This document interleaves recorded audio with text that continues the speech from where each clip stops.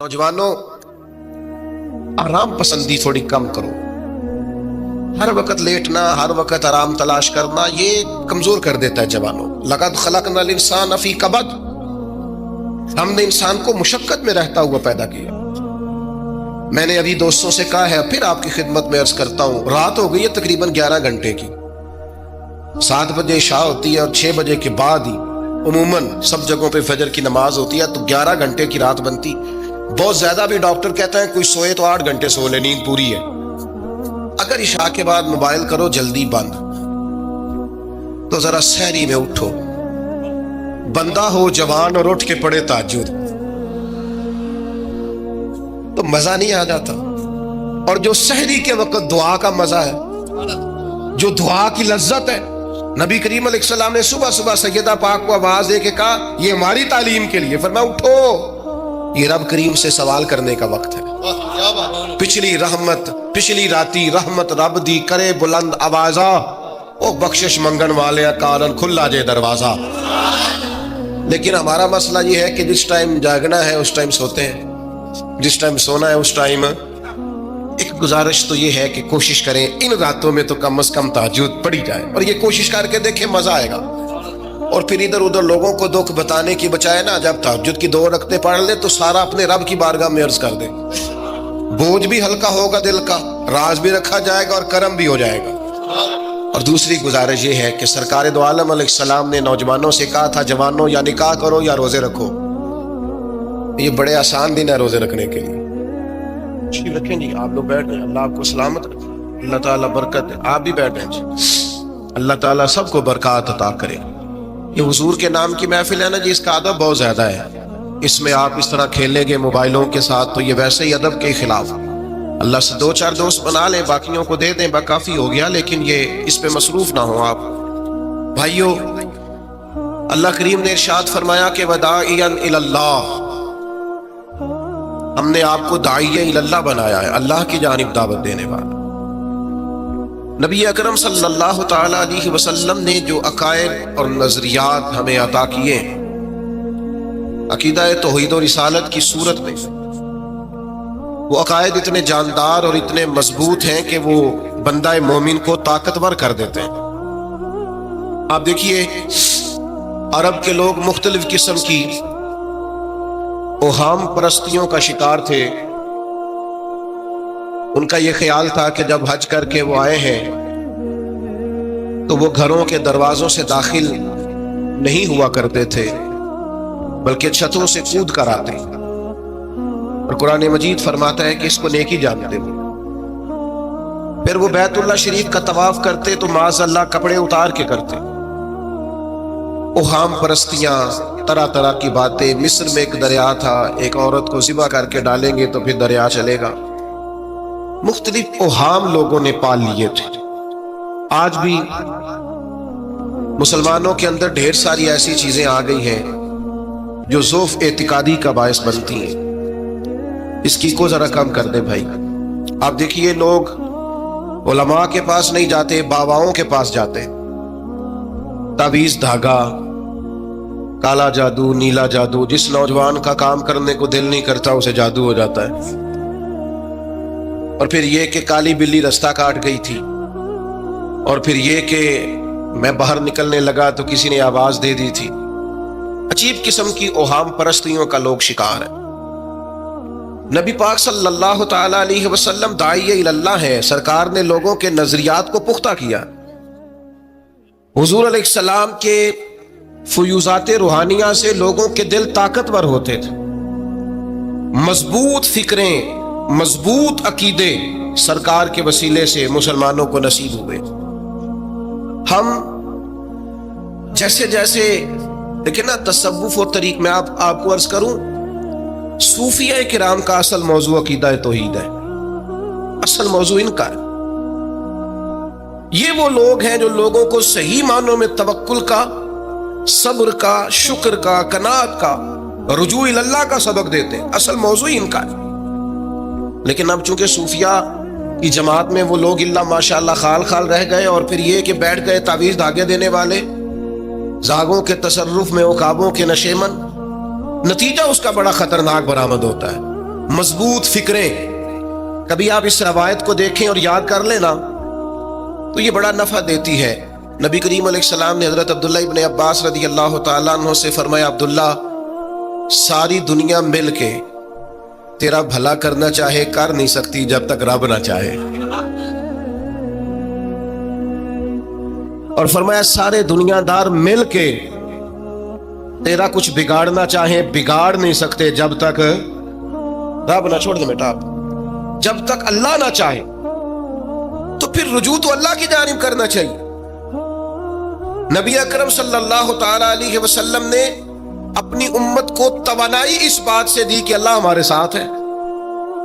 आप देखिए फिक्री तंदुरुस्ती कितनी ज्यादा है कि 1000 के मुकाबले में 313 लोग हैं, ना असला पूरा है, ना घोड़े पूरे हैं, ना खुराक पूरी है, लेकिन वो मैदानों में इस तरह लड़े हैं कि 1000 को भागने पर मजबूर कर दिया। वो अबू जहल ने जब कहा ना जासूसों से कि जाओ पता करके आओ, तो उन्होंने आके कहा वो तो 313 लोग हैं, बच्चे भी हैं, बूढ़े भी हैं, चीज कोई नहीं पास। तो अबू जहल कहने लगा फिर तो उन्हें घोड़ों की पुश्तों पर बांध के मक्के ले जाएंगे, वहां जाके देखेंगे क्या करना है। तो जासूस कहने लगा सरदार अगली बात भी सुनना, है तो 313 लेकिन जान हथेली पे रख के आए। जिसके खैमे के पास से गुजरे हैं शहादत की दुआ मांगते देखा है। उनकी आंखों से चमकती हुई रोशनी और उनके लफ्जों से फूटता हुआ वलवला और उनकी आवाजों से निकलता हुआ दबदबा किसी जगह भी उन्हें कमजोर नहीं होने देता। उनके अंदर कहीं भी कोई कमजोरी नहीं आने देता। गरीबी का नाम लेके सारा सारा दिन परेशान होना, गरीबी का नाम लेके अपने आप को मजलूम साबित करके लोगों को मदद पर उकसाना बंदा मोमिन का ये तरीका नहीं है। अपनी तवज्जो अल्लाह की जानिब करे, नबी रहमत अलैहिस्सलाम की बारगाह में इस्तिगासा पेश करे, लेकिन दुनियादारों को माइल करना, लोगों की जेबों की तरफ देखना, ये मोमिन की शान गर्दन को झुका देता है। खैरात का पत्थर जहां में मांगने वालों के सर कभी ऊंचे नहीं होते, और गैरत है बड़ी चीज जहां ने तगो दो में। भाई आप ताकतवर बने। देखे ना, एक नौजवान ने आके हुजूर की बारगाह आली मर्तबत में अर्ज किया था, या रसूल अल्लाह सल्लल्लाहु अलैहि वसल्लम, गरीब हूं कुछ दीजिए। तो हजरत जाबिर इब्न अब्दुल्लाह रज़ी अल्लाह तआला अन्हु फरमाते हैं, हमने हुजूर से बड़ा कुछ सुना, ये लफ्ज़े नहीं, लफ्ज़े ला, यानी मेरे पास नहीं है, ये हमने हुजूर से सुना ही नहीं। ऐसा कोई महबूब कहीं होगा न कहीं है, बैठा है चटाई पे मगर अर्श नशी है, और मिलता नहीं कौनैन को क्या क्या तेरे दर से, बस एक लफ्ज नहीं है जो तेरे लब पे नहीं है। और ये फाज़िल बरेलवी रहमतुल्लाह अलैह का अंदाज भी देखिए, कहते हैं वाह क्या जूदो करम है शहेबतहा तेरा। और ये जरा देखिए शेरी ज़ौक़ देखिए, वाह क्या जूदो करम है शहेबतहा तेरा, नहीं सुनता ही नहीं, नहीं। क्या अंदाज है। अब ये कैसी जुबान है और कैसा ये मुहावरे का इस्तेमाल है, जो शेरी ज़ौक़ रखते हैं वो समझे, कहते हैं नहीं सुनता ही नहीं। कौन? मांगने वाला तेरा।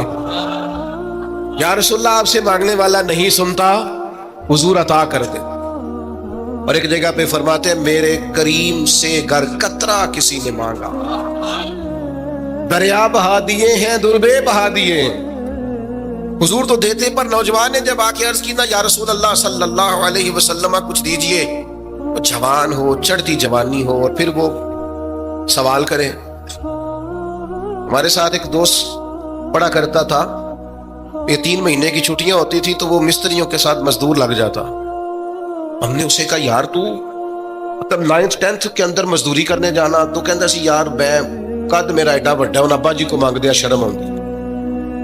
ये सोच नौजवानों में पैदा होनी जरूरी है। अब मैं अब्बा जी से मांगू, मुझे तो देना चाहिए। उसने आके अर्ज की, या रसूल अल्लाह सल्लल्लाहु अलैहि वसल्लम कुछ दीजिए। तो हुजूर फरमाने लगे, तेरे पास कुछ भी नहीं। उसने कहा, एक प्याला है मेरे पास घर में और एक कंबल है। इतना गरीब बंदा है कोई महफिल में जिसके घर में एक ही प्याला हो, एक ही कंबल हो? कोई भी नहीं इतने बड़े मजमे में। लेकिन अगर कोई हमारी गरीबी का रोना पूछे तो میرا خیال ہے ہر تیسرا بندہ دوسرا بندہ غریب ہے اور بڑا ہی غریب ہے. ایک پیالہ ایک کمبل کریم نے فرمایا لے کے آؤ. وہ لائے تو محبوب فرمانے لگے کون خریدے گا؟ ایک نے کہا 1 دینار, ایک نے کہا 2 دینار. محبوب نے بولی لگوا دی, 2 دینار کا بیچ دیا. فرمایا جا 1 دینار کی روٹی لے جا. یہ نوجوانوں کو فکر دی کہ وہ انویسٹمنٹ میں تم نے ذات سے اپنے گھر سے لینی ہے. وہ 10-15 ہزار کا ٹھیلا بھی کسی سے نہیں کہنا تو لگا کے دے. جاؤ 1 دینار کا کھانا لے جاؤ, 1 دینار کا کلاڑا خرید کے لاؤ. صحابہ فرماتے ہیں وہ کلاڑا لایا, پر نصیب دیکھو اس کلاڑے میں دستہ نبی کریم نے اپنے دستے مبارک سے لگایا. فرمایا جا جنگل میں جا کے لکڑیاں کاٹ اور بیچ, کھا بھی اور کھلا بھی, پی بھی اور پلا بھی, 10 دن مجھے نظر نہ آنا. یارو یہ کیا بات ہوئی؟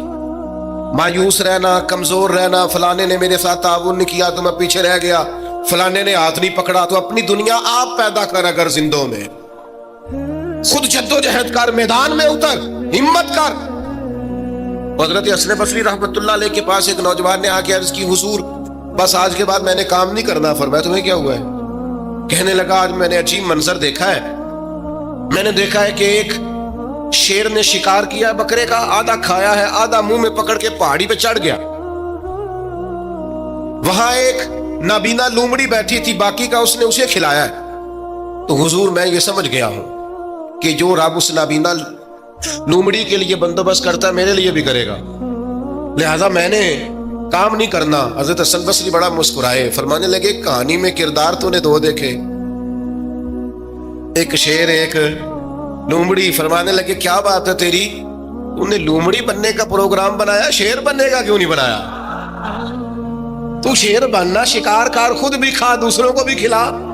یہ کیا بات ہوئی؟ امت کے جوان فائلیں لیے دفتروں کے چکر لگاتے اور اپنی بغل میں کاغذات لیے امبیسیوں کے پھرے کاٹتے اور ایجنٹوں سے سوال کرتے کہ مجھے ملک سے باہر جانا ہے, کیا طریقہ ہے؟ یہاں رہ کے بھی محنت ہو سکتی ہے, اپنی مٹی پہ چلنے کا سلیقہ سیکھو. سنگ مرمر پہ چلو گے تو پھسل جاؤ گے. دوستو سنو, میرے کریم نے فرمایا جا لکڑیاں. ایک پیشہ برا ہے میرے بھائیوں, ایک پیشہ وہ ہے کسی کے آگے ہاتھ پھیلانا. باقی دنیا میں کوئی پیشہ برا جو ٹھیلا لگاتا ہے اور مالٹے بیچتا ہے اور سیب بیچتا ہے, بڑا عزت والا آدمی. یہ شارٹ کٹ چھوڑ دو, دوسروں پہ بھروسہ کرنا چھوڑ دو. وہ شاعر ایک بیٹھا تھا نا, شاعر مجھ سے ناراض نہ ہو جائیں, تو کئی دفعہ وہ شعر و شاعری میں بھی ان کی حالت بڑی خستہ ہو جاتی ہے. جن دنوں لوگ پتلے کپڑے پہنتے ہیں, بعض شاعروں نے ان دنوں میں بھی موٹی چادر لی ہوئی ہوتی ہے. تو ایک جگہ بیچارہ بیٹھا تھا کونے میں, اللہ ماشاءاللہ سب کی بات نہیں, تو حالت ایسی خستہ تھی. ایک بندہ 5 روپے پھینک گیا, ہاں خوددار, بڑی تکلیف کو اٹھا اپنے پیسے. تو اس نے کہا آپ کی حالت بتا رہی ہے, آپ کو ضرورت ہے. اس نے کہا ضرورت پڑی تو اللہ رسول سے مانگوں گا, تیرے سے کیوں مانگوں گا؟ شعر بڑا قیمتی کہا. اس نے کہا یہ آرزوئے کرم اور میں آپ سے کروں, یہ آرزوئے کرم اور میں آپ سے کروں, یہ بھیک اس کو دیجئے جس کا خدا نہ ہو. میں تو وارث ہے میرے اللہ رسول, میں کو لاوارث ہوں کہ تیرے سے مانگتا پھروں؟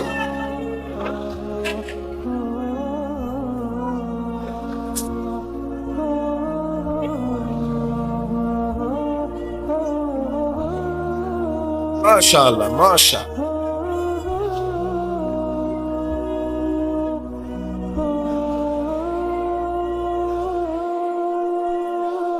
بس ہم سمجھے ہماری قیمت وصول ہو گئی. اگر خودداری پر نوجوان نعرے لگانے لگ گئے تو پھر تو بات بن گئی. لگتا ہے محنت کا ارادہ بن گیا ہے. انشاءاللہ تعالی کشکول ٹوٹنے کا ٹائم آ گیا ہے. کرم کی برکھا برسے گی, یہی ملت کا جوان قیادت کرے گا. اور یاد رکھنا ہمیشہ قیادتیں غریبوں کے بچوں نے کی ہیں, جنہوں نے آدھی قیمت پہ کتابیں لے کے پڑھی ہیں, بڑی ڈگریاں انہوں نے حاصل کی ہیں. یہ کمزور نہ پڑھو. نبی پاک داعیہ اللہ ہے, حضور نے جگایا ہے, 15 دن نظر نہ آنا, مزدوری کر. وہ نوجوان 15 دنوں کے بعد آیا, اب تیرا حال کیا ہے؟ اس نے کہا حضور پہلے ایک پیالہ تھا نا, اب سارے گھر کے برتن بن گئے. پہلے ایک بستر تھا, اب سارے گھر کے بستر. اور نوجوانوں ہم نے سہارا بننا ہے. माँ से कहना है अब तूने आंसू नहीं बहाने, तेरा पुत्र बड़ा हो गया है। बहन से कहना है अब तू कभी परेशान नहीं होगी, तेरा भाई बड़ा हो गया है। बूढ़े बाप के पास बैठ के कहना अब्बा जी बस अब आंसू पूंछ दो, आज के बाद परेशान नहीं होना, पुत्र जवान है। अपनी बीवी से, बच्चों से कहना कि किसी ख्वाहिशात पूरी करने के लिए तुम्हें देर तक इंतजार नहीं करना पड़ेगा, हम मैदान में हैं, बस अपनी मट्टी पे चलने का सलीका सीखो। संगे मरमर पे चलोगे तो फिसल जाओगे। नबी पाक ने मेहनत को सपोर्ट किया है, मुशक्कत को सपोर्ट किया। हुजूर अलैहिस्सलाम ने फरमाया सबसे बेहतरीन कमाई वो है जो तू अपने दो हाथों से मेहनत करके खाता है। फरमाया अल्लाह के नबी हजरत दाऊद अलैहिस्सलाम मेहनत करके कमाया करते। संगियों काम करना। और दूसरी बात, भरोसा अल्लाह रसूल पे, भरोसा। इधर देखो मेरी तरफ, दुनियादारों से उम्मीदें लगा लेते हो बहुत ज्यादा।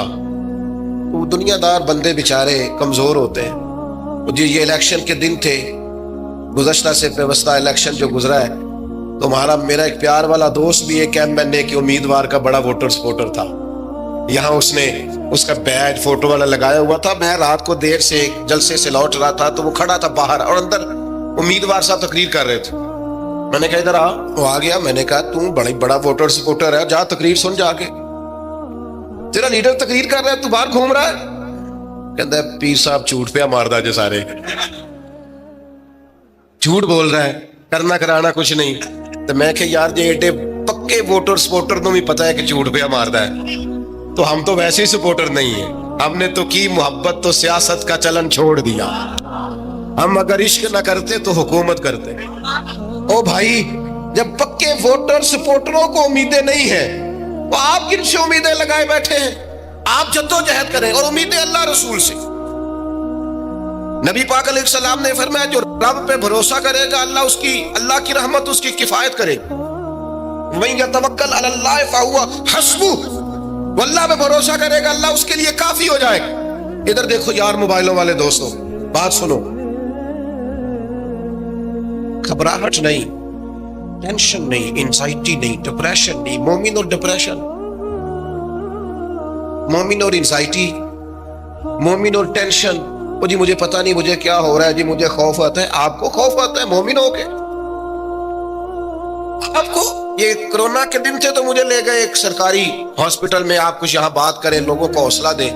तो एक डॉक्टर साहब मुझसे कहने लगे जी मुझे ना तंग जगह बड़ी घुटन होती है, तो मौत से बड़ा डर आता है, कब्र तो बड़ी तंग होती है। मैंने कहा डॉक्टर साहब कुछ भी नहीं। कहने लगे सांस ही नहीं आता, चारों जानब से बंद है। तो मैंने कहा बच्चा भी तो माँ के पेट में सांस लेता है ना। आपने तो सुभान अल्लाह कहा, वो डॉक्टर थे, उन्होंने नहीं कहा। वो कहने लगी जो अम्मा लेंदी साहब, हंसते नहीं जी, बातें हंसने को नहीं सुना रहा मैं, फिक्री बातें कर रहा हूँ। कहा वो तो अम्मा ऑक्सीजन लेती है तो बच्चे को जाती है। तो मैंने कहा चले डॉक्टर साहब वो जो अंडे से बच्चा निकलता है उसके तो चारों जानों कोई सूरत नहीं होती सांस की। तो मुझे कहने लगे आप कहना क्या चाहते हैं? मैंने कहा मैं ये कहना चाहता हूँ कब्र की दो हालतें हैं, कब्र दोज़ख के गढ़ों में से गड़ा भी है और जन्नत के बागों में से बाग भी है।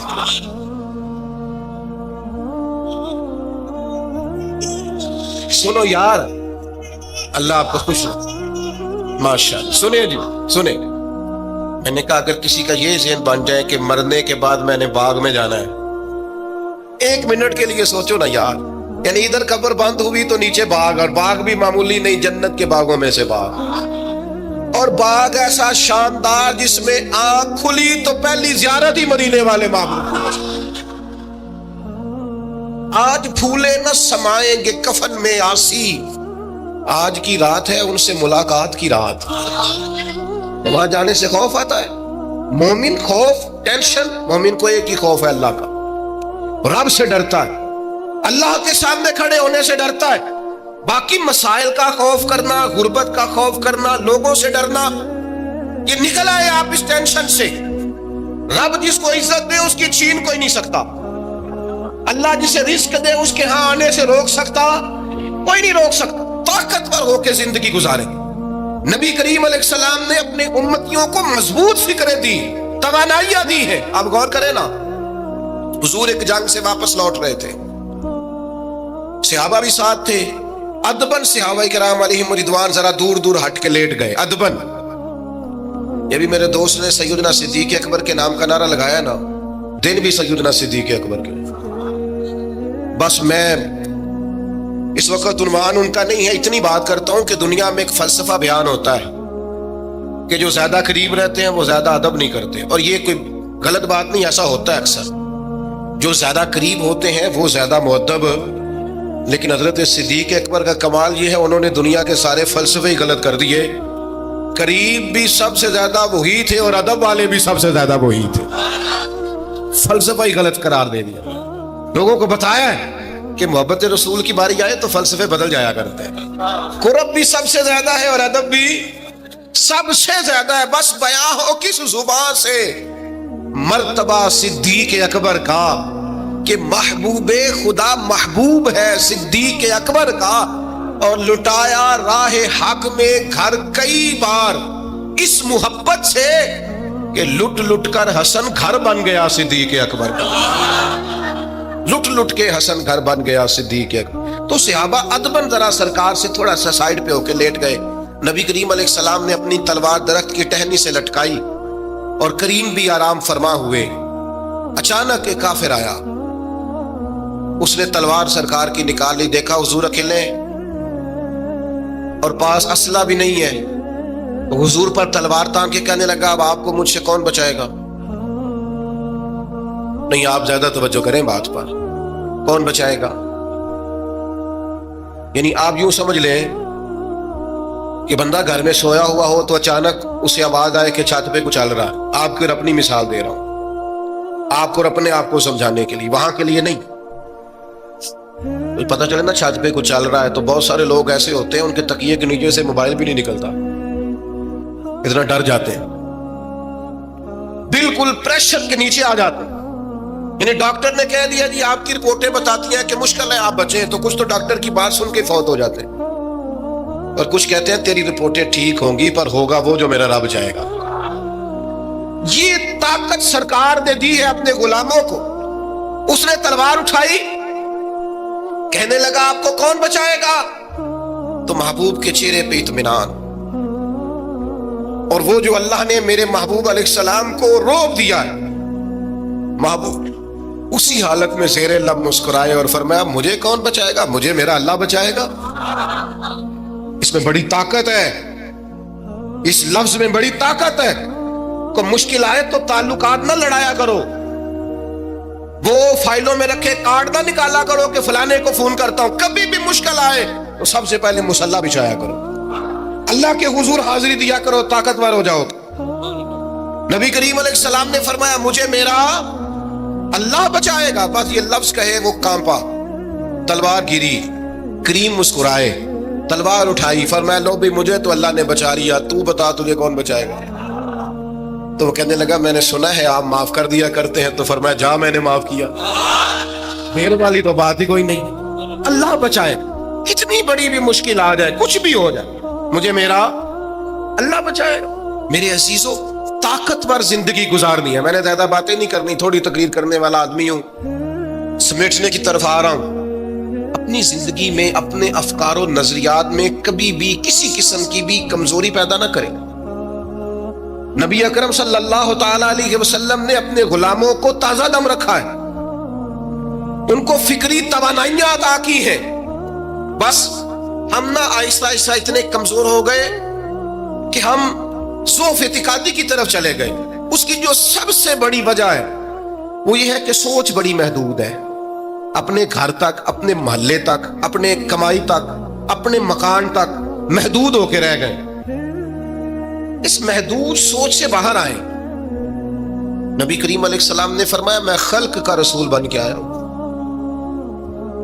مخلوق کا رسول ہوں میں. یعنی نبی اکرم علیہ السلام کی امت دعوت میں تو سارے انسان شامل ہیں نا. محبوب نے کہا میں خلق کا رسول ہوں. جب بھی سرکار نے بات کی عالمی سطح کی بات کی. جب بھی یہ اسلام جو ہے یہ حدود و قیود میں بند نہیں. اقبال کہتے ہیں بازو تیرا توحید کی قوت سے قوی ہے. تو جناب ہمارے وطن کا نام کیا ہے؟ اسلام تیرا دیش ہے، اسلام تیرا اقبال کہتے ہیں بازو تیرا توحید کی قوت سے کبھی ہے، اسلام تیرا دیس ہے تو مصطفی ہے۔ اسلام تیرا دیس، آپ کی سوچ بڑی ہونی چاہیے، وسیع سوچ۔ آپ کو پتہ ہے تجارت کو سرکار نے پسند کیا ہے، کیوں؟ تجارت سے زیادہ مواقع، جب آپ کارخانہ لگاتے ہیں نا تو بہت سارے لوگوں کا روزگار اس سے وابستہ ہوتا ہے، اس سے وسعت پیدا ہوتی ہے سوسائٹی میں، معاشرے میں۔ آپ مت سمجھیں میں تاجروں کی سپورٹ نہیں کرتا، لیکن میں آپ کو یہ بات تجربے کی روشنی میں اور اپنی سمجھ بوجھ کے مطابق عرض کر رہا ہوں کہ جب تاجر مارکیٹ کے اندر انڈسٹری لگاتا ہے تو وہ صرف تاجر کوئی نفع نہیں ہوتا، اس سے بہت سارے لوگ جڑتے ہیں اور بے روزگاری کا خاتمہ ہوتا ہے، اس کے نتائج قوم کے حق میں اچھے نکلتے۔ تو عالمی سوچ، قومی سوچ پیدا کرے، محدود سوچیں۔ وہ بڑا دیکھیں نا، یہ ایک حدیث میری طرف توجہ ہے آپ کی، یہ دیکھیں یہ ایک حدیث کتنا عالمی کرتی ہے بندے کو۔ نبی پاک علیہ السلام نے فرمایا مومن وہ ہے جو اپنے لیے پسند کرے وہی اپنے بھائی کے لیے بھی پسند کرے۔ یہ ایک روایت اگر اس پر، اور یہ آتی بھی سب کو ہے، اگر سب کا اس پر عمل ہونے لگ جائے تو مجھے بتائیے کوئی چیز ملاوٹ والی بکے گی مارکیٹ میں؟ کوئی دھوکہ دے گا؟ کوئی ایسا کام جو غلط ہو؟ بیٹھ جائیں بیٹا، تشریف رکھیں سارے، اللہ کو وہ ایک اٹھیں گے تو پھر تو سارے اٹھ جائیں گے۔ مہربانی کریں، بس میری بات مکمل ہوگی، پیغام میں نے جو دینا تھا دے لیا، سمیٹ رہا ہوں بات کو۔ یاد رکھیے گا کہ عالمی سوچیں، قومی، آپ جب اپنے بھائیوں کے لیے بھی وہی پسند کریں گے جو خود پسند کر رہے ہیں تو سوسائٹی میں کتنا نکھار آئے۔ سرکار جب بھی بات کرتے تھے بڑی بات کرتے تھے، داعیہ اللہ ہے نا، تو جب بھی بات کی عالمی۔ ایک سفر سے حضور واپس تشریف لائے، کئی دنوں کے بعد حضور تشریف لائے تو سفر کا اثر تھا، تھکاوٹ تھی وجود اطہر پر، بظاہر لباس مبارک پر بھی اثرات تھے سفر کے۔ سیدہ طیبہ طاہرہ حضرت سیدہ زہرا رضی اللہ تعالیٰ عنہ، آپ نے جب دیکھا نا سرکار کی کیفیت کو تو آنکھوں میں آنسو آ گئے، تو عرض کرنے لگی، رو کے عرض کرنے لگی، یا رسول اللہ آپ دین کے لیے کتنی مشقت برداشت کرتے ہیں، کتنی آپ تکلیف اٹھاتے ہیں، آنسو بہائے۔ اب مجھے بتائیے ہمارا کوئی بچی بچہ ایسی بات کرے تو ہم کہتے ہیں تجھے تو ایک دو کا پتہ ہے، میرے تو بہت زیادہ ہے، تو کتاب کھول دیتے ہیں۔ جب کہا یا رسول اللہ آپ کتنی تکلیف اٹھاتے ہیں تو پتہ ہے نبی کریم نے کیا فرمایا؟ حضور فرمانے لگے فاطمہ آپ کے والد کو اللہ نے بڑے مقاصد کے لیے دنیا میں مبعوث فرمایا، بڑے مقاصد کے لیے دنیا میں مبعوث فرمایا ہے۔ فرمایا نہ کوئی گھر کچا بچے گا، نہ پکا بچے گا، نہ کوئی جھونپڑی بچے گی جہاں اللہ تعالیٰ ہمارے دین کے پیغام کو پہنچا نہیں دے گا۔ تو جب بڑے مقاصد کے لیے نکلنا ہے تو پھر یہ صحبتیں تو چلیں گی، یہ آزمائشیں تو چلیں گی۔ میرے بھائیوں، وسیع الظرفی، وسیع القلبی، کشادہ سینہ، بڑا دل، بڑا حوصلہ، بڑی سوچیں، بڑے افکار اپنی زندگی میں پیدا کریں۔ نوجوانوں، آرام پسندی تھوڑی کم کرو، ہر وقت لیٹنا، ہر وقت آرام تلاش کرنا، یہ کمزور کر دیتا ہے جوانوں۔ لقد خلقنا الانسان فی کبد، ہم نے انسان کو مشقت میں رہتا ہوا پیدا کیا۔ میں نے ابھی دوستوں سے کہا ہے، پھر آپ کی خدمت میں عرض کرتا ہوں، رات ہو گئی ہے تقریباً 11 گھنٹے کی، 7 بجے عشاء ہوتی ہے اور 6 بجے کے بعد ہی عموماً سب جگہوں پہ فجر کی نماز ہوتی ہے، تو 11 گھنٹے کی رات بنتی۔ بہت زیادہ بھی ڈاکٹر کہتے ہیں کوئی سوئے تو 8 گھنٹے سو لے، نیند پوری ہے۔ اگر عشاء کے بعد موبائل کرو جلدی بند، تو ذرا سحری میں اٹھو، بندہ ہو جوان اور اٹھ کے پڑھے تہجد، تو مزہ نہیں آ جاتا؟ اور جو سحری کے وقت دعا کا مزہ ہے، جو دعا کی لذت ہے، نبی کریم علیہ السلام نے صبح صبح سیدہ پاک کو آواز دے کے کہا یہ ہماری تعلیم کے لیے، فرمایا اٹھو، یہ رب کریم سے سوال کرنے کا وقت ہے۔ پچھلی رحمت، پچھلی راتی رحمت رب دی کرے بلند آوازہ، او بخشش منگن والے کارن کھلا جے دروازہ۔ لیکن ہمارا مسئلہ یہ ہے کہ جس ٹائم جاگنا ہے اس ٹائم سوتے ہیں، جس ٹائم سونا ہے اس ٹائم۔ ایک گزارش تو یہ ہے کہ کوشش کریں ان راتوں میں تو کم از کم تہجد پڑھی جائے، اور یہ کوشش کر کے دیکھیں مزہ آئے گا۔ اور پھر ادھر ادھر لوگوں کو دکھ بتانے کی بجائے نا، جب تہجد کی 2 رکعتیں پڑھ لیں تو سارا اپنے رب کی بارگاہ میں عرض کر دیں، بوجھ بھی ہلکا ہوگا دل کا، راز بھی رکھا جائے گا اور کرم بھی ہو جائے گا۔ اور دوسری گزارش یہ ہے کہ سرکار دو عالم علیہ السلام نے نوجوانوں سے کہا تھا جوانوں یا نکاح کرو یا روزے رکھو۔ یہ بڑے آسان دن ہے روزے رکھنے کے لیے، کم از کم پیر کا تو ضرور رکھے نا، ٹھنڈا وقت ہے، کچھ نہ کچھ وقت یہ آپ کو جو عبادت ہے یہ مضبوط کرے گی، دنیا داروں سے بے نیاز کرے گی۔ سب سے طاقتور وہ مومن ہوتا ہے جسے رب کو منانا آتا ہے۔ دعا ہتھیار ہے مومن کا، مسلح کے ساتھ وابستگی پیدا کرے کہ باقی سارے چکروں سے باہر آ جائیں۔ مجھے ایک نوجوان نے کہا کہ یہ لوگ مشہور کیسے ہوتے ہیں؟ میں نے کہا ایک تو شہرت وہ ہے جو لوگ کشید کرتے ہیں، یہ لیے پھرتے ہیں بیچارے آج کل بہت سارے لوگ، جیسے بھی مشہور ہونا پڑے ہونا ہی ہونا ہے، یہ خطرناک ہے۔ ایک شہرت وہ ہے جو خدا اپنے فضل سے دیتا ہے۔ اللہ اپنے کون سی سیجعل لهم الرحمن ودا، فرمایا جو ایمان لانے کے بعد اچھے عمل کرے گا رحمان لوگوں کے دلوں میں محبت پیدا فرما دے۔ یہ خدائی ہے، محبت خدائی۔ تو یہ کشید نہ کریں، اللہ جو عطا کرے اس پر توجہ کریں۔ ایک تو میں نے آپ کی خدمت میں یہ بات عرض کی ہے کہ ہم نے کوشش کرنی ہے محنت کرنے کی، کسی دنیا دار کے ہاتھوں کی طرف دیکھنا، محنت کریں گے انشاءاللہ، کوشش کریں۔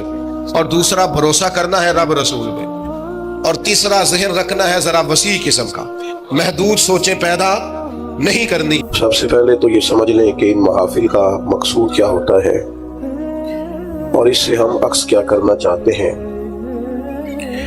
ان محافل کے دو قسم کے مقصد ہوتے ہیں۔ ایک مقصد تو یہ ہوتا ہے کہ ان عظیم المرتبت شخصیات کی بارگاہ میں خراج عقیدت پیش کیا جائے، اپنی محبتوں کا نذرانہ پیش کیا جائے، جنہوں نے خدمت دین متین میں اور نبی پاک علیہ الصلوۃ والسلام کی غلامی میں اور کتاب و سنت کی ترویج و اشاعت میں اتنا بڑا کردار ادا کیا۔ ان لوگوں کی خدمات کو خراج تحسین پیش کیا جائے۔ اور دوسرا اہم اور بڑا اور بنیادی مقصد یہ ہوتا ہے کہ الجھے خیالات، بکھری سوچیں،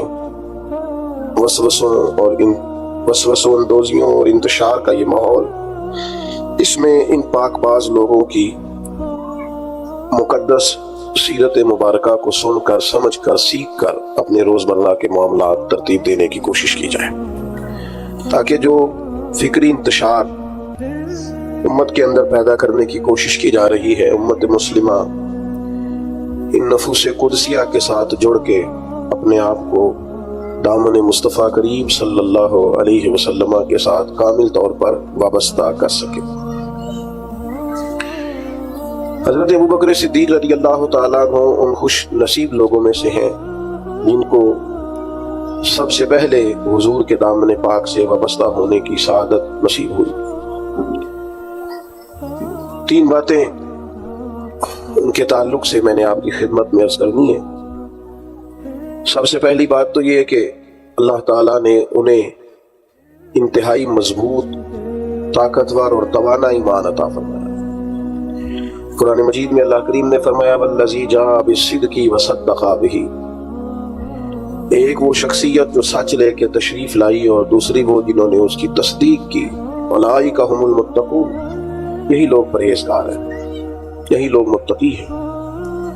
حضرت مولا علی شیر خدا کرم اللہ تعالی وجہ الکریم ارشاد فرماتے ہیں کہ یہاں سچ لے کے لانے والی شخصیت نبی پاک علیہ السلام کی ہے اور تصدیق کرنے والی ذات جناب ابوبکر صدیق کی ہے۔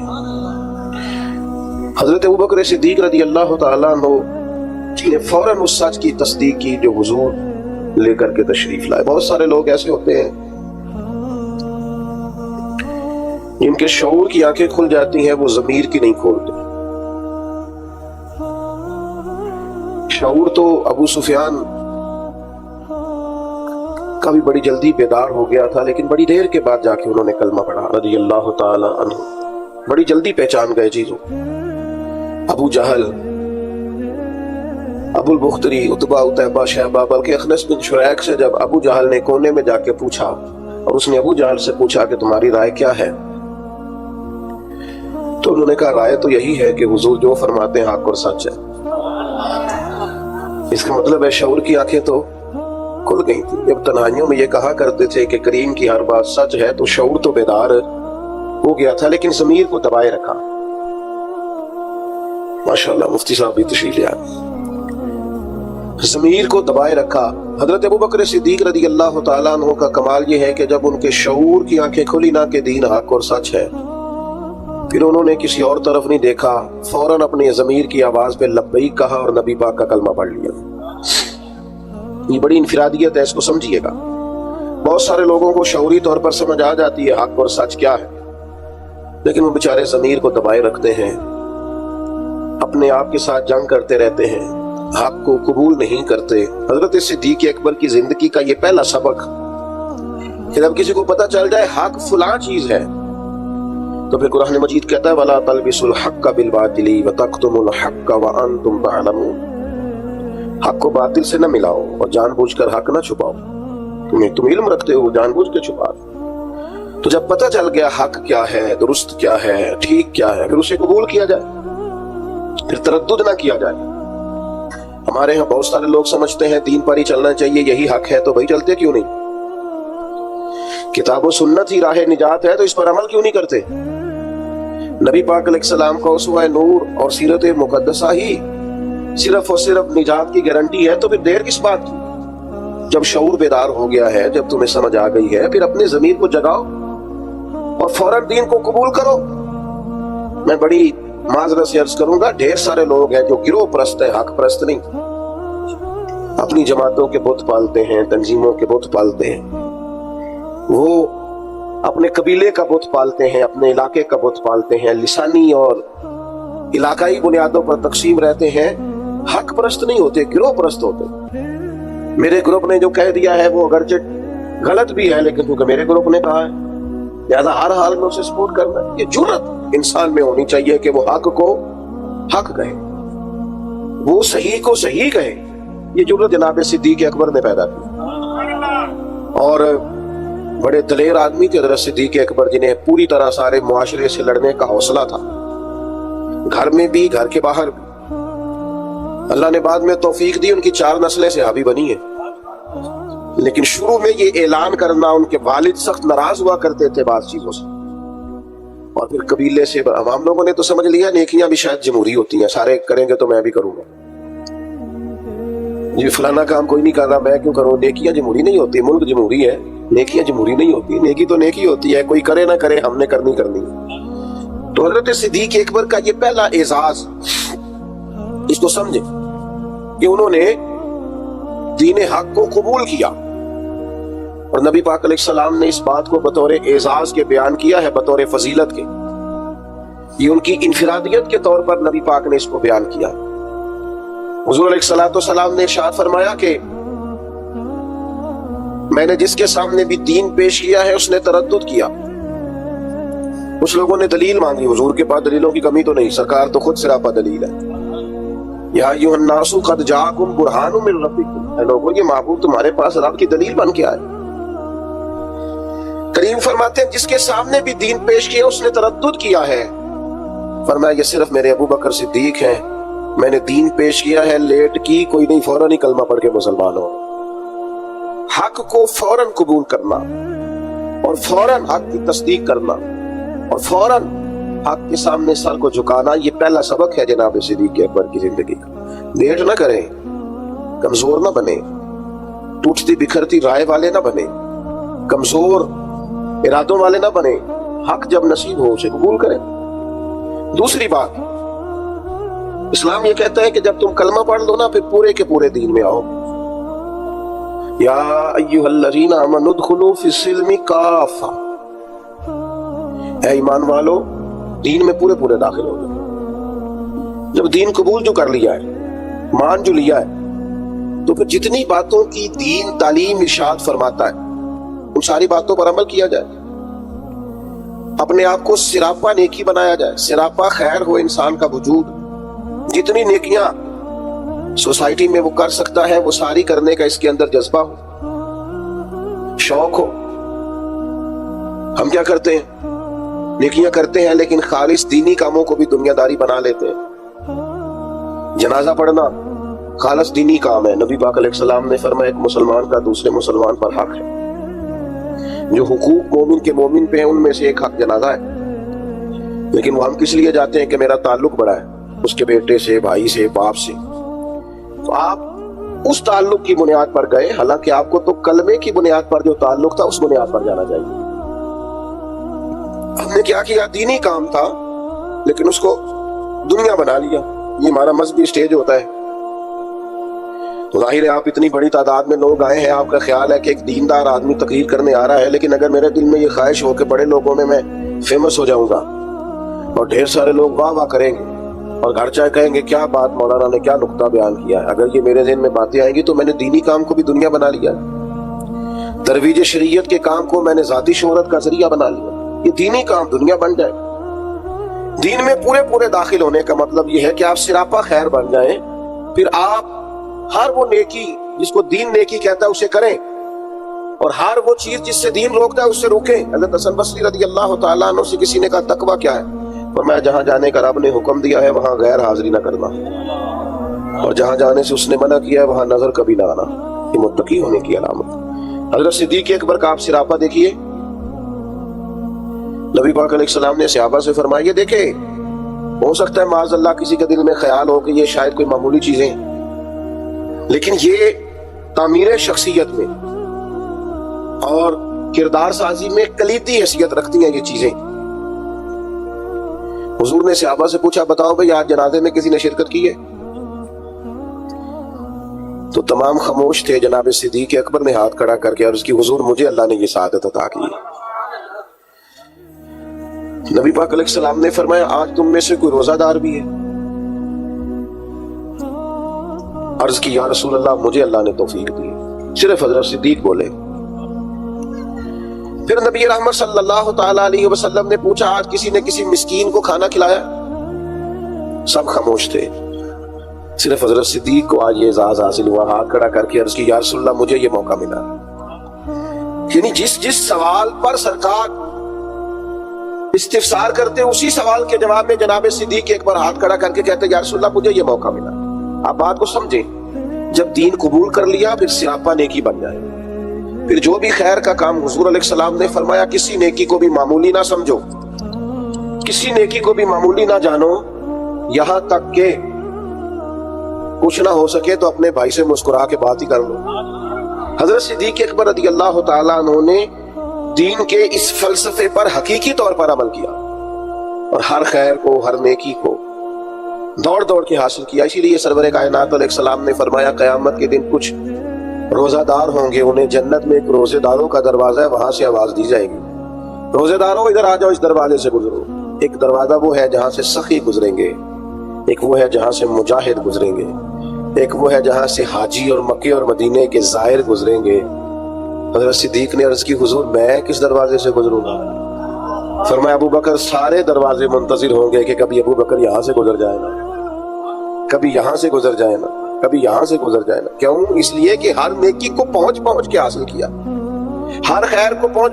ہم تو ویسے بھی اللہ خیر کرے کو دو ایک نیکیاں کر لیں وہ گنی ہوئی ہوتی ہیں اپنی، وہ ساری ہمارے پاس طے ہوتی ہے، سارا پتا ہوتا ہے۔ کتنے پیسے پچھلے سال مسجد دیے تھے پورا یاد ہے، اور بھائی جو سارا سال آپ نے اپنی ذات پر لگائے ہیں وہ بھی تو یاد ہونے چاہیے۔ نیکیوں کو لوگ گن کے شمار کر کے رکھتے ہیں جو بھولنے کی چیز تھی، اور معاذ اللہ جن کمزوریوں کو غفلتوں کو یاد کرنا تھا انہیں بھول جاتے ہیں۔ تو حضرت صدیق اکبر سراپا نیکی بن گئے۔ سراپا کلمہ پڑھا تو ان کا وجود سراپا ایمان تھا، سراپا خیر تھا۔ کوئی بھی ایسا کام نہ کریں اس سے محسوس ہو کہ ہم وقت ضائع کرتے ہیں، ہمیں خیر سے وابستگی نہیں ہے۔ جو نیکی ملے فاستبقوا الخیرات، نیکیوں میں آگے بڑھ جاؤ، کوشش کریں کہ جلدی اپنے لیے خیر جمع کریں۔ لمحات بکھرتے جا رہے ہیں، وقت اپنا دامن چھڑاتا جا رہا ہے، زندگی سمٹ جاتی ہے اور ہم دیکھتے ہیں کہ جلدی سکڑ جاتی ہیں چیزیں اور انسان کے ہاتھ کچھ بھی نہیں آتا۔ تو کوشش کی جائے ہمیشہ خیر جمع کرنے، بڑھ چڑھ کے نیکیاں کرنے کی۔ نبی کریم علیہ السلام نے فرمایا جنتیوں کی 360 علامتیں، کسی میں ایک بھی پایا جائے تو جنتی ہے۔ آپ کی توجہ ہے میری بات پر؟ کتنی علامتیں؟ کسی میں اللہ کا ایک دعا مانگنے لگا وہ آمین کہنا ہے۔ اللہ کرے آپ موبائل کام دیکھیں اور میری بات زیادہ سنیں، آمین تو کہہ دیں، دعا میں تو شامل ہو جاؤ یار، دعا مانگیے۔ ان 360 یہ ساری وہی نیکیاں ہیں جو پھیلی ہوئی ہیں، خیر کرنا، پیار کرنا، عبادت کرنا، مخلوق کی خدمت میں مشغول رہنا. فرمایا جنتیوں کی 360 علامات ہیں، ایک بھی پائی جائے تو بندہ جنتی ہے. حضرت صدیق اکبر کا لہجہ ہمیشہ دھیما رہا ہے، بڑے وفادار تھے. فوراً عرض کی یا رسول اللہ میرے اندر بھی کو پائی جاتی ہے؟ وہ جو 360 نورانی علامات ہیں جنتیوں کی، تو کریم میرے اندر بھی کو پائی جاتی ہے؟ نبی کریم نے فرمایا آپ کے اندر تو 360 ساری کی ساری پائی جاتی ہے، ساری. انہوں نے سراپا خیر کیا، سراپا. ہم بھی بڑے مصروف لوگ ہیں. کوئی پوچھا جناب کی کیا پوزیشن ہے، کہتے ہیں بڑا مصروف ہوں. تو اگر پوچھا جائے کتنی دیر مصروف ہے تو کہتے ہیں 6 گھنٹے تو موبائل پہ مصروف ہوں. یہ جو راتیں ہیں نا، لمبی راتیں سردیوں کی، یہ تہجد پڑھنے کے دن تھے، اور یہ چھوٹے دن تھے سردیوں کے، یہ روزے رکھنے کے دن تھے. لیکن اس کے لیے جو عشاء کے بعد سو جائے، یعنی اگر 7 بجے عشاء پڑھی اور 6:15 فجر پڑھی تو اتنی لمبی رات بنتی ہے 10-11 گھنٹے کی. اور ڈاکٹر کہتے ہیں بڑا بھی زیادہ سوئیں تو 8 گھنٹے کافی ہے، تو 3 گھنٹے تو رات پھر بچ جاتی. یہ وقت تھا سحری میں اٹھنے کا، لیکن اس کے لیے جو عشاء کے بعد موبائل کی جان چھوڑے تاکہ سحری میں اٹھ سکوں. تو سوئے گا نہیں تو اٹھے گا کیسے؟ ہم اگر مزاج رکھتے ہو نا خیر کا تو اللہ تعالیٰ وقت میں بھی برکت پیدا کر دیتا ہے. جو ہمارے بزرگ اتنی بڑی ضخیم کتابیں لکھ گئے، کتنی جلدیں ہیں ان کی، ان کے وقت میں برکت تھی، وقت کو مینج کرتے تھے. لیکن خوش گپیاں ہماری سیریں، ہمارا آنا جانا، ہمارا موبائل کو وقت دینا، اس نے ہمیں بڑا الجھا دیا. حضرت عمر فاروق رضی اللہ تعالیٰ عنہ بیان فرماتے ہیں، کہتے ہیں ایک نابینا بیوہ اور بے اولاد خاتون تھی مدینہ منورہ میں، تو میں اس کے گھر کا کام کاج کر دیا کرتا تھا. ایک دن میں گیا تو میرے سے پہلے ہی کوئی بوڑھی اماں کے گھر کا کام کر گیا. آپ غور کیجئے گا، یہ مختلف انداز میں روایت مختلف جگہوں پہ ہے. صاحب کنز المال نے اس طرح لکھی ہے جس طرح میں بیان کر رہا ہوں. کوئی مجھ سے پہلے سارے کام کر گیا. بھلا کام کیا تھے؟ گھر میں جھاڑو دینا تھا، برتن مانجنے تھے، پانی بھر کے لانا تھا. کوئی مجھ سے پہلے کر گیا. اگلے دن گیا تو پھر کوئی مجھ سے پہلے کر گیا. تیسرے دن گیا تو پھر. اب میں نے کہا ڈھونڈوں تو صحیح بندہ کون. فرماتے کہ میں چھپ کے بیٹھ گیا کہ میں دیکھوں تو صحیح کون ہے جو مجھ سے پہلے آتا ہے. تو کہتے ہیں سحری کا وقت تھا. امیر المومنین، خلیفۃ المسلمین، جانشین مصطفیٰ کریم صلی اللہ تعالی علیہ وسلم حضرت صدیق اکبر کا دروازہ کھلا. بیاں ہو کس زبان سے مرتبہ صدیق اکبر کا کہ محبوب خدا محبوب ہے صدیق اکبر کا. حضرت ابوبکر صدیق رضی اللہ تعالیٰ عنہ کا دروازہ کھلا. امیر المومنین ہے، عالمی سطح کے کام کرتے، ایک بہت بڑی اسٹیٹ کے سربراہ ہیں، ایک اتنی بڑی اسلامی سلطنت کو لیڈ کرتے ہیں. لیکن اتنے بڑے ہونے کے باوجود یہ ذوق بھی برقرار ہے کہ کسی کے گھر میں جھاڑو دے سکتے ہیں تو دے دیا جائے. کسی شخص کے گھر میں اگر برتن کسی بوڑھی کے مانجنے پڑے تو کر دیا جائے. فرماتے وہ میں نے دیکھا تو حضرت صدیق اکبر تھے. سراپا خیر تھا ان کا وجود، سراپا خدمت تھا. ساری زندگی گزر گئی مذہب پہ بحث کرتے لوگوں کی، اس پر بھی بحث کر لو، اس پر بھی بحث کر لو، اس موضوع پر عمل کب کرنا ہے؟ ساری زندگی اب بحث ہوتی رہے گی.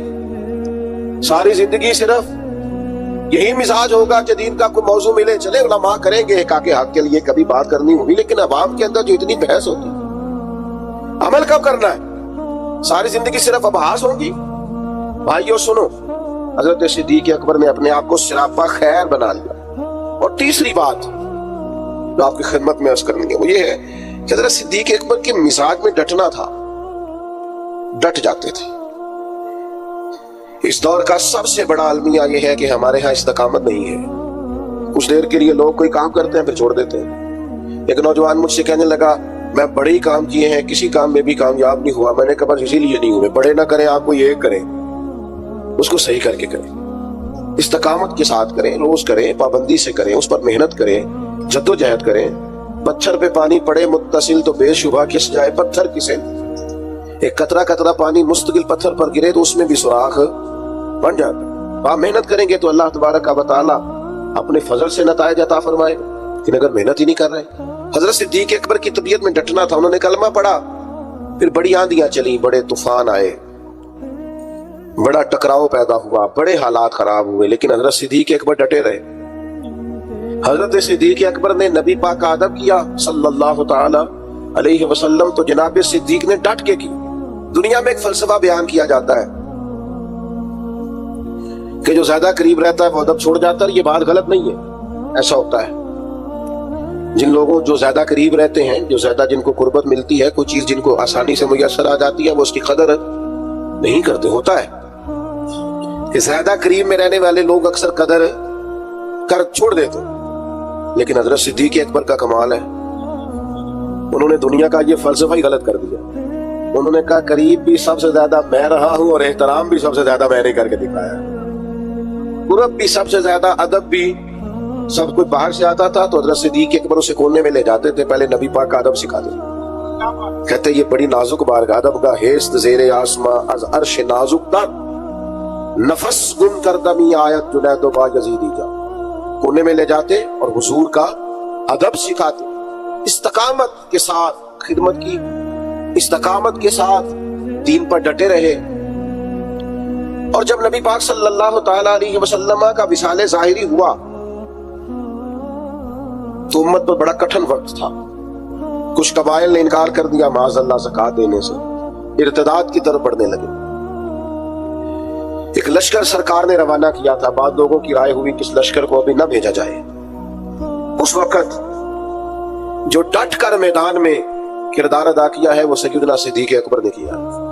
میری ایک رائے ہے، میں اکثر کہتا ہوں دوستوں سے کہ یہ جو کامیاب ترین حکومت کی ہے نا حضرت عمر نے، مضبوط ترین خلافت کی ہے، اور بڑا ڈٹ کے انہوں نے کارہائے نمایاں سر انجام دیے، تو اس کے پیچھے بھی کردار سیدنا صدیق اکبر کا. انہوں نے فتنوں کا سر کچل کے، اٹھنے والے ہر فتنے کا سر کچل کے ایک مضبوط بنیاد بنا کے سیدنا عمر کو دی تھی. اس کا نتیجہ یہ نکلا کہ حضرت عمر کے لیے کام کرنا آسان ہو گیا، مشکلات ان کے لیے نہیں رہی. اور بھائی جان آپ کو اللہ لمبی زندگی، برکت، عزت، صحت والی دے. بیٹھ جائے آپ، کتنے آپ پیارے لوگ ہیں. اب تو تقریر ختم ہونے لگی. بس میں اللہ تعالیٰ آپ کو سلامت رکھے. میری کچھ طبیعت بھی ٹھیک نہیں ہے اور سفر بھی لمبا کیا ہے، تو بات بھی میری مکمل ہو گئی اب ماشاءاللہ.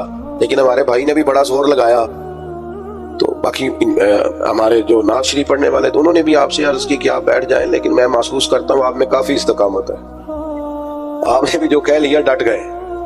اللہ تعالیٰ سب کو جزائے خیر دے، ہم سب کے حال پہ رحم فرمائے. اب 2-4 منٹ دے تاکہ بات مکمل ہو سکے.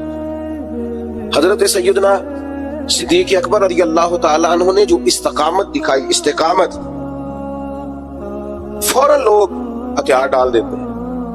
دین کے معاملے میں ڈٹنا سیکھیں. سارے بچے مخالف ہو بھی گئے ہیں تو کوئی حرج نہیں، آپ کھڑے تو ہوں. برادری ساری اگر مخالف ہو بھی گئی ہے تو کوئی مسئلہ نہیں، دین کے لیے ڈٹے تو صحیح. آپ سٹینڈ تو لیں. اگر آپ ڈٹیں گے تو اللہ مدد کرے گا. حضرت عمر رضی اللہ تعالیٰ عنہ نے آن کر کے حضرت صدیق اکبر سے یہ عرض کیا تھا کہ حضور ابھی حالات اور ہیں، آپ کم از کم یہ لشکر ہی نہ بھیجیں. مانعین زکوٰۃ معاذ اللہ منکرین، ان کے خلاف لڑنا ہے. حالات اس طرح کے نہیں ہیں، ذرا بہتری ہو جائے گی. تو حضرت ابوبکر صدیق جو اپنے مزاج کے لحاظ سے نرم خو تھے، انہوں نے حضرت عمر سے کہا تمہیں تمہاری ماں روئے، تم مجھے یہ مشورہ دے رہے ہو کہ وہ لشکر روک دو جسے سرکار نے روانہ کیا ہے.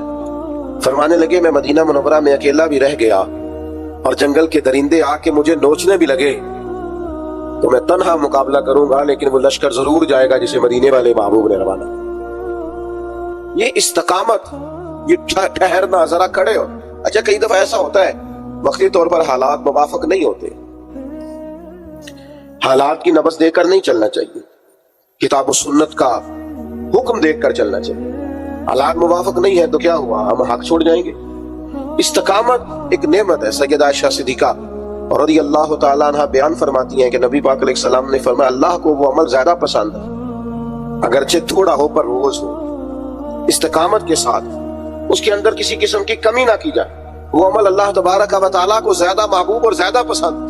تو بھائیو ہمیشہ ان 3 باتوں پر ضرور عمل کریں. ایک تو حق جب مل جائے تو پھر اسے چھوڑنا، قبول کرنا ہے اسے.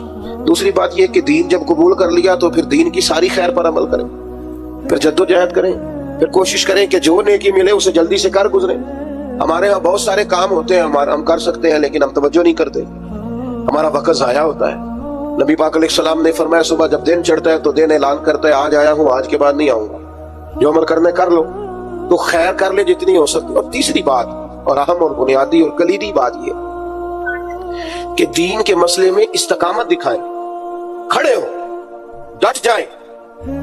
آپ حق پر کھڑے ہوں گے تو اللہ مدد فرمائے گا۔ ذرا سی بات ہوتی ہے نا شادی کے موقع پر کہ میں بھائی یہ بینڈ باجا، یہ عورتوں کی مووی، یہ تماشا میں نہیں کرنے دوں گا، اتنی سی جرات بھی لوگ نہیں کرتے، اپنے گھر میں نہیں کر سکتے۔ وہ جو سب کو دین نافذ کرنے کی بات کر رہے ہوتے ہیں وہ اپنے گھر کے اندر اتنا نفاذ نہیں کرا سکتے۔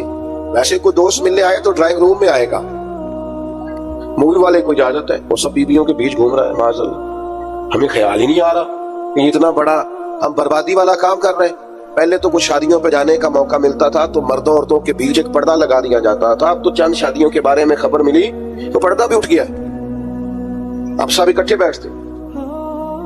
اکبر الہٰبادی نے کہا تھا بے پردہ کل نظر آئیں جو چند بیویاں، وہ اکبر زمین میں غیرت قومی سے گڑ گیا، پوچھا جو ان سے بڑھ کے کہ تمہارا پردہ کدھر گیا، کہنے لگی وہ عقل پہ مردوں کی بڑھ گیا، مردوں کے عقلوں میں پڑ گیا، ہم اب پردہ نہیں کرتے۔ آخری گزارش میری آپ سب حضرات کی خدمت میں، وہ آپ نے نہایت توجہ سے میری بات کو سننا ہے۔ صحابہ اور اہل بیت کے معاملے میں اپنے آپ کو حساس بنائیں، کسی شخص کی کسی کمزور بات کو کبھی نہ سنیں۔ حضور کے جمیع صحابہ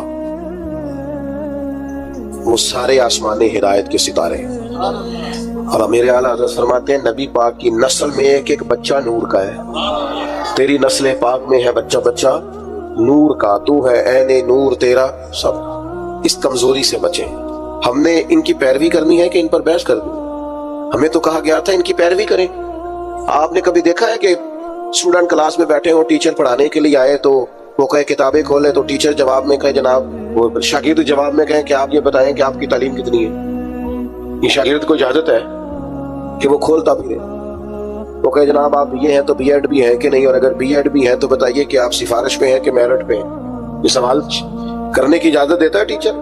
وہ کہتا تو کتاب کھول اور سبق پڑھ، تو سبق پڑھ۔ یہ مجھ سے پوچھیں گے، ہیڈ ماسٹر صاحب پوچھیں، پرنسپل صاحب پوچھیں، تو کون ہے؟ وہ شاگرد ہے۔ تو بھائی صحابہ کے مشاجرات میں پڑھنے کی اجازت نہیں ہے۔